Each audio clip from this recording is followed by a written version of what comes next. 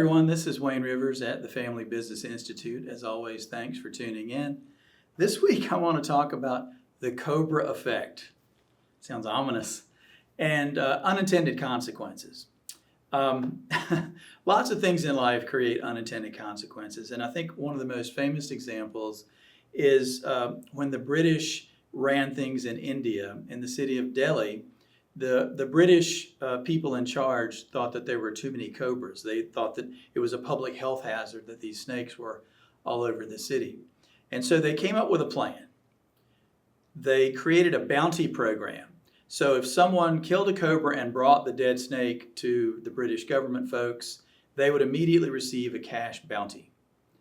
Well, India at that time was a very poor country, and people saw this in a very entrepreneurial fashion as an opportunity.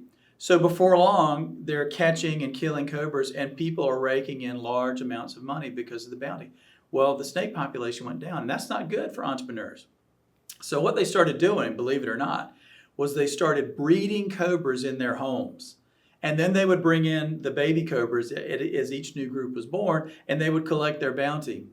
Well, pretty soon, the British are paying out a lot of money in the form of these snake bounties. And they said, holy moly, this program is too expensive. It's an unintended consequence. And they canceled the program. Well, now, people don't want snakes in their homes. So all the people that were breeding cobras released the cobras out into the streets. And guess what happened? Delhi had more cobras at the end of the program than they did at the beginning of the program. A heck of an unintended consequence, okay? So what about this is important to you? Why am I talking about snakes in a blog about closely held construction companies? Well, there are lots of occasions where unintended consequences rear their heads. And one of the most common one in construction companies is incentive plans. Of our members, of our 240 members, the incentive plan question comes up practically every meeting. It comes up at boot camp all the time. Incentive plans are really hard to implement. Let me give you an example. So the most common incentive plan that I've seen over the years is project managers being incentivized project by project to come in on time, on budget, et cetera, et cetera. And if so, they would receive a bonus. Well, that sounds like a really good program. What's wrong with it? What unintended consequences might be there? Well, the project manager could get a nice bonus, but it could leave out the rest of the team. It could leave out the admin folks who are obviously integral to the company's success. It could leave out the project executive that helped. It doesn't do anything for the superintendent, et cetera, et cetera. It could even be the case that the company loses money during the course of a year, and yet one project manager brought in 2 or 3 jobs successfully and receives huge bonuses. So the company's underwater at the end of the year on the P&L, and yet you're paying out $100,000 in bonuses to a project manager. Another problem, hoarding of resources. If I'm incentivized on my project to get things done quickly, efficiently, et cetera, I'm going to bring all the resources I can get to bear so that I'm assured of earning that project bonus, right? So now I'm hoarding resources at the expense of other jobs and other project managers. So you can see the unintended consequences.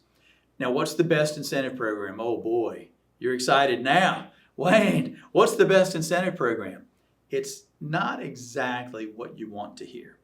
The best incentive program is to have a great company with a great culture that you have engineered intentionally, a relentless focus on your people, the care and nurturing of your people, having a great strategic plan that's communicated up and down throughout the organization that everybody buys into, having a CEO and senior leaders who focus on big pictures and their highest and best use and avoid micromanagement and things like that, and a long-term focus on the part of all the leaders of the company. That's the best incentive program. If you have those things and you have a terrific company of that nature, the need to create incentives go away because you've got motivated people, you've got a great plan, you've got a great leader, you've got a great vision, you've got everybody bought into the mission. Okay?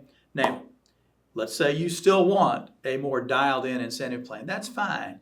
Just make sure your incentive plan is heavily weighted to the success of the overall company. That way you don't have individuals getting large bonuses when everybody else is potentially suffering. Okay? Make sure the company is the focus because we're all in this together. I'd be interested to know in the comments what has worked or maybe not worked so well for you. Let us have the benefit of your thinking. This is Wayne Rivers at the Family Business Institute. Thank you.